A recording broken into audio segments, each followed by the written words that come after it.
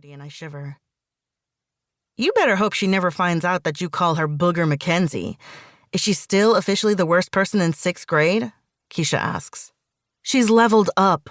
She took a video of Abuelito and Papi in the backyard digging the hole for our lechon on Nochebuena and posted it on Snapchat.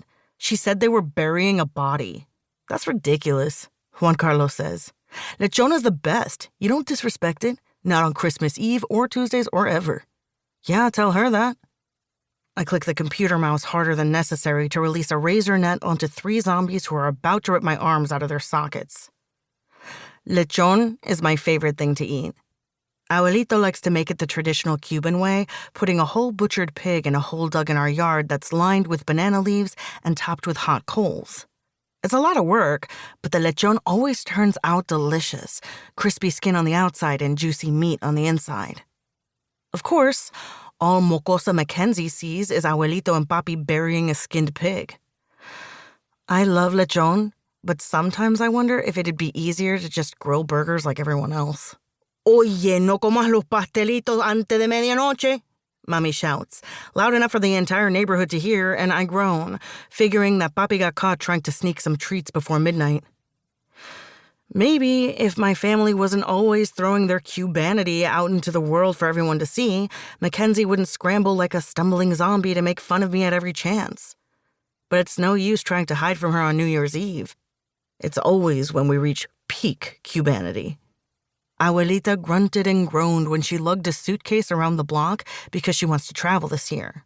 She said that Abuelito always promises to take her to Miami, and hauling her luggage down the sidewalk guarantees that her wish will come true. I hid in my room, praying that none of the neighbors peered out the window and saw her with her huge purple bag dragging behind her.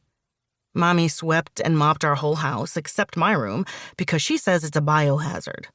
The bucket of dirty water sits by the front door so she can throw it out at midnight, along with all the bad luck from last year that's supposedly mixed in with the water. I can only hope Mykenzye walks by just at that moment and gets doused. At least we won't be eating 12 grapes at midnight as fast as we can. When I almost choked last year, Papi had to do the Heimlich maneuver on me and everything.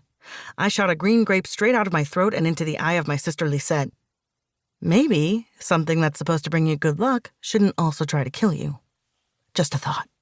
Mari, vamos, I hear Abuelita call from her room.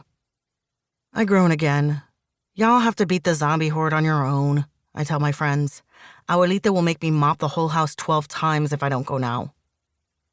Clicking off Brain Basher 3, I head out of Papi's office and down the hall to Abuelita's bedroom.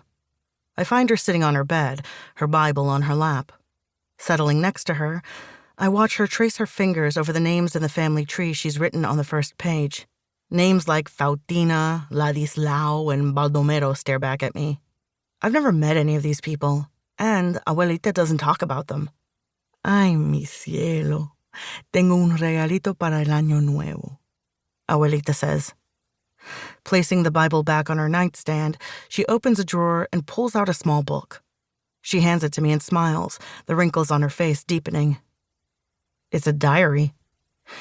The blank pages stare at me. I have no idea how I'm supposed to fill them.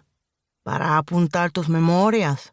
Cada persona en nuestra familia recibe un diario a los 12 años, y ahora a ti te toca. Hay cosas que no debemos olvidar, Abuelita says, wrapping her hand over mine as I hold the diary. I'd completely forgotten about the tradition my abuelitos started with Papi, giving a diary to each family member on their 12th birthday. Keisha, Juan Carlos, and I had peeked at Lisette's diary after she turned 12, and it was basically a list of what she decided to wear each day. We were too bored to ever sneak a look again. I don't know how good writing down my memories will be if I can't read my own handwriting, I chuckle. And I'm in middle school. There's plenty of things I'd like to forget. Like Mocosa Mykenzye and her vomit-inducing Snapchats.